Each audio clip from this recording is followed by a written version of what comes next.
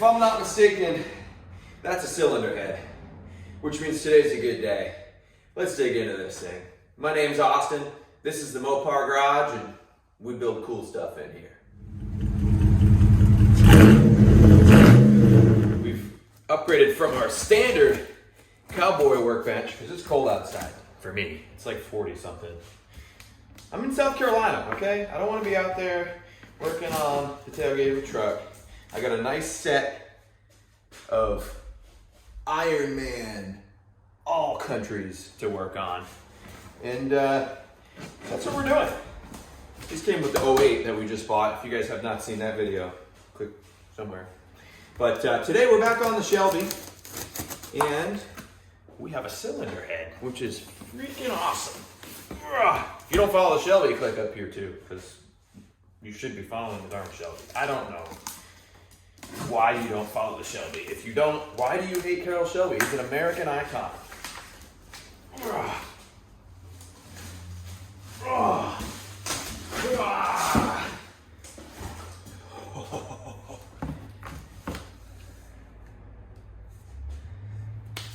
Yes! Let's take a tour of this thing. Look at this unit right here. Let's roll some before and after pictures right here.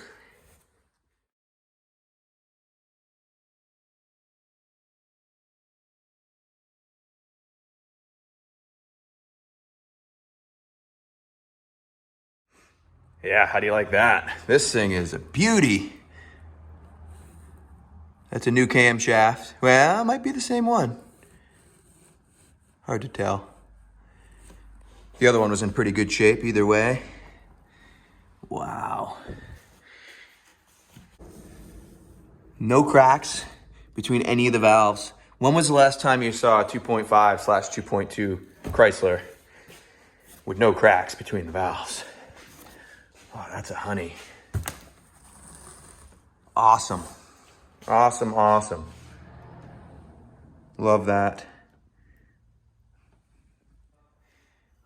I didn't have this windage thing before. So for those of you who haven't been following along, Steven Seal of Turbo Dodge Parts redid our head, and he's redoing our turbo as well. That didn't show up today, but completely redone head. Our head ended up being junk. If you didn't see the last video, click up here. I'm telling you to click up there a lot, but it's worth it, trust me. What he ended up doing was getting us a whole new head. That's a Mexican casting, which is out of a newer car, which is just a all-around better casting. He said the older one is way prone to breaking. I mean, this thing is a beauty, and his setup that he does comes with the head gasket, comes with the manifold studs and nuts, head bolts, everything you need to swap this head out, it comes with. So basically it's a one-stop shop. It's an incredible value. I'm gonna tell you to click up here again, because if you do that, you'll see a video where he goes over his entire head service. I sit down with him and we talk about it. I also ordered some other parts from him. He makes a custom intake heat shield, which we'll dig into, which is sweet. Starter heat shield, titanium crankshaft gear bolts, or pulley bolts. So I ordered all that from him as well. This is just, this is an exciting day, boys and girls. So this is TurboDodgeParts.com. Steven makes these by hand. This is your heat shield that goes above the turbo and below the fuel rail. Goes on the back of the cylinder head, about like so-ish, because you got your manifolds on there. This is really cool. It's better than the factory unit that just falls apart. He uses this material that, if I'm not mistaken, is good up to about 6.5 million degrees before it gives out. That's plus or minus a few degrees. I don't know exactly what it is, but it's up in that ballpark for sure. So there's that, which is a cool little piece. The factory one on mine was completely missing. It didn't even have one. We got our, also from TurboDodgeParts.com, our starter heat blanket. That's also protects the starter from the heat of that turbocharger right there. This is a really cool, affordable little piece, so you don't have to worry about making your own or dealing with the stock one, or most cases the stock one's missing. I believe it's the same 9 million degree material that this is. The links to all this, the head service, the heat shield, all that stuff will be down in the description of the video below. This stuff is really cool. We're gonna throw this on today. This one, obviously we're gonna wait until our head goes back on. Our head can't go back on until our turbocharger shows up, but we can put our manifolds back on. Intake and exhaust manifold are ready to go back on, all cleaned up, as clean as it's gonna get. So those are ready to go.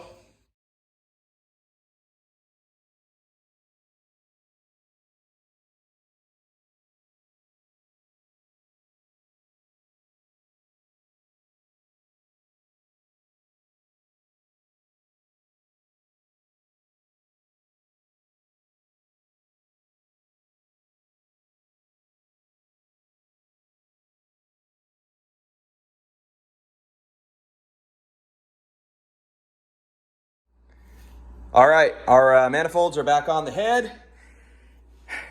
I don't want to hear it about painting this right here. No one sees that. Trust me, no one will notice ever. So, ready to do some sensors. We got a new knock sensor to go in. I think we got a new air temperature sensor, or air pressure sensor, whatever that sensor is there.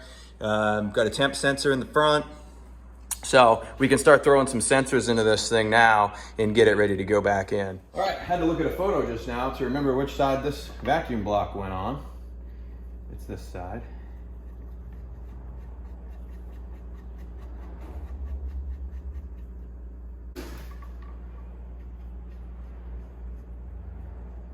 All right, manifolds are on. Put knock sensor, intake sensor, and the vacuum block in. Put some never come off juice on these guys, on these studs. Let's see what else here. There's some sensors and stuff and fittings that I haven't put in the front yet. I'm gonna wait until the head goes on. Should have probably waited on these too. Put some thread sealant on there because we don't want any kind of boost leakage. So for now, the head is good. We've got our head gasket over here, cam bolt, cam sprocket, starter heat shield. We can probably do that. I made a list here of what we've got going on. As you can see, it is long and distinguished. I got a new oil pressure sensor. Maybe we'll put that in. Hatch struts. We'll get a couple of these checked off today. This is everything we need to do to get this thing on the road and driving. There's going to be cosmetics and some different stuff to do, but this is the main stuff here. Oil pump. The reason I'm doing the oil pressure sensor is my gauge is kind of wonky. It has great oil pressure and then it warms up and it seems to kind of creep down, but it's only when you're on the throttle. When it's idling, it comes back up, which is backwards of what it should be. So I don't know. I'm going to try a new sensor. Worst case, we'll look into oil pump, which would then mean the oil pump gasket or oil pan gasket. So that's kind of where we're at on that. Starter heat shield, we'll put that on. Some stuff here. On the subject of steering rack, this is a Shelby. This was the last one Rock Auto had. This is the two and a half turn Shelby quick turn or quick steer rack, which is good. I'm really glad I was able to find one. I was starting to get worried that I'd have to put in the regular Daytona rack because these Shelby ones are getting a little harder to find, it seems like. This will be a core that goes back. I don't even know if this is the Shelby one that came out of it. Who knows? Thing probably came out of a junkyard, knowing the caliber of work that was done on this. So we got our rack. I'm waiting to put that in because I'm getting a new subframe from turbododgeparts.com. Steven does have, I guess, the subframe on the 86 Daytona changed in 87. The 86 Turbo Z Daytona was the only one that used this subframe with this. And I guess the issue is the mounting bracket for the transmission mount. So Steven does have one, which I'm going to go get from him. So we're just going to do a new subframe instead of trying to gusset and cobble this one. We still might need to do a little bit of welding in the back once the new subframe's on because that's so cobbled over there. Who knows? We'll deal with that when we cross that bridge. We got, thanks to, again, to Steven Seal, we got a new transmission mount shock. We actually got two of them. Ours is absolutely toast. I don't know if you can see it down in here. Here it is. The bushings are just completely gone in it. See that? So we have a new one, which is fantastic. Let's knock a few more things off this list today. I got an obligation I got to be to in about an hour. So let's try to do starter heat shield, hatch struts, maybe oil pump sensor, and let's see if we can get those 3 things done. All right, starter heat shield blanket is installed. That thing's pretty trick, actually. Pretty nice, just goes on there with a band. Oil pressure sensor. The one that Rock Auto got us is the wrong thread pitch, so we're gonna have to return that one. But look how corroded this contact is, or how rusty that contact is. I'm hoping, I'm gonna clean up this connection here a little bit. I'm hoping that's our oil pressure issue. I'm thinking it probably is, because it's just so weird. It reads good sometimes and then other times it doesn't. I think it's just getting a bad connection. I hope so, because I do not want to deal with actual oil pressure issues. So that is, I think that's going to be the issue there. That's great. So I'm just going to stick this back in here for now. And then I want to run a tap down through all the bolt holes for the head gasket, or for the head bolts. So I'm just gonna run a tap down, make sure those are good and clean, and then we'll jump on the hatch struts.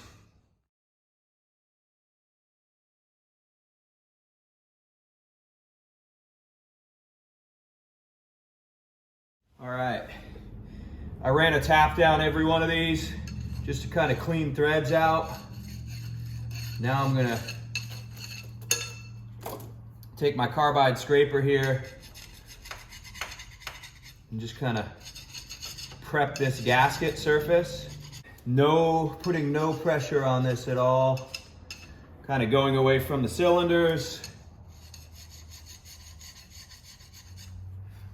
Just getting a nice smooth gasket surface here. Beautiful. See how nasty those water jackets are? We're gonna need to do some coolant flushing on this baby. But this gasket surface is nice and smooth. I went through with some carb cleaner and wiped it down, and then I went back in with some WD and to get it oiled up so that it wouldn't pit or rust or anything. So we are good to go there. I hit the cylinders with some WD as well. So our gasket surface is ready. Before we go ahead and put the head on, I will hit it again with some carb cleaner, wipe it down again, vacuum it, probably hit it with carb cleaner again, and then the head will go on. But we have to wait until our turbo shows up to put the head on. On the subject of that, I don't know if I showed you guys earlier in the video, but these cam sliders are toast. It's a really good thing we redid this head. Look at that. Look at that wear. One of them, this might be the worst one here. Pretty bad. It's amazing that they were that worn. This car's only got 91,000 miles on it. Makes you wonder if it's 191. I don't think so though. The car is in such good shape, original paint. I don't think it's 191. And it sat. The previous owner bought it in 92 with 70,000, and now it has 91. So it's sat forever. I can't imagine it's got 191. All right, let's see if we can address these here hatchback struts now. This hatch is really heavy. These must be strong little shockulators here. Oh, yeah, they are. Okay. All right, let's see.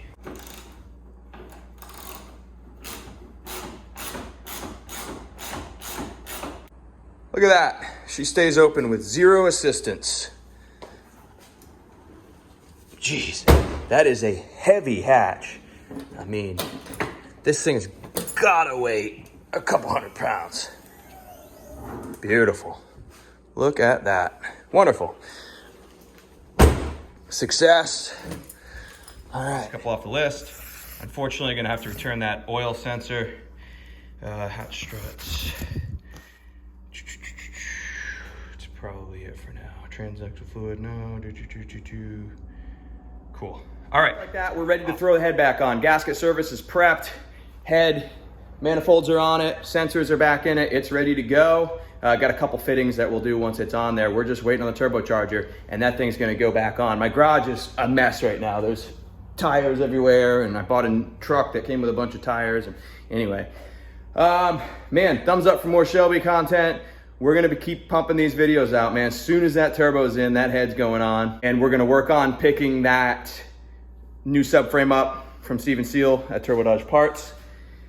We're really closing in on it, man. I know the list looks long, but it's really not a whole lot of crazy stuff. I mean, there's a few big things on here, but there's a bunch of stupid stuff. So we're getting darn close to this thing being on the road. That doesn't mean it's ready. I mean, we've got a bunch more to do, little stuff here and there, but it's gonna be running and driving really soon. We will see you guys on the next one. Appreciate you watching.